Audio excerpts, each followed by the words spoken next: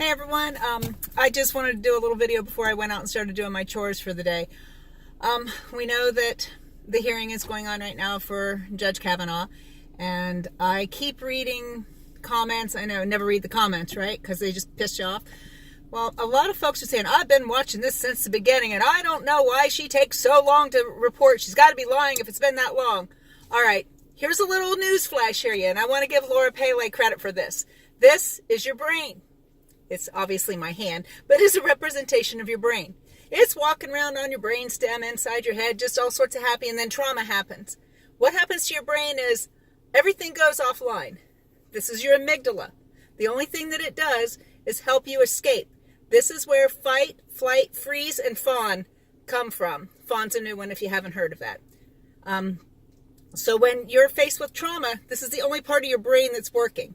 If you go anywhere and talk to a police officer, whether it's sexual assault or other trauma, they will take your report and then they'll have you, they'll call back in 2 to 3 days because it takes 2 to 3 sleep cycles for your brain to reconnect. So once the trauma has passed and all of your biochemicals, your adrenaline and your cortisol and all that starts to diminish, your brain starts to reintegrate.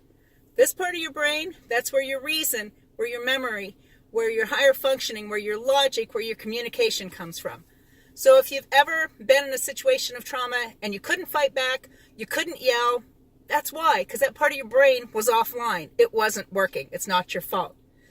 Slowly but surely, those memories are going to come back. Now, they don't come back in order.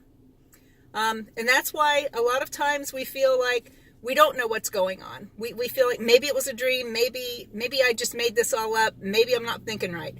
It's because we're not remembering things in order and it doesn't make sense. If there are drugs or alcohol involved, you're probably even going to have more gaps. If it was an incredible trauma to you, more than what normal trauma, what the hell does that mean? But if it was extreme, you may block it out for a very, very long time. It may never come back to your memory. I have one like that never returned. I've just had other people tell me what happened. And even when they told me, I don't have any memory of it. I just have to believe it. But it gets blocked, or sometimes it wasn't even integrated into your brain. So stop with this fucking why does she take so long? Why do people take so long? If it was obviously that bad, she would have reported. You know what? Back off.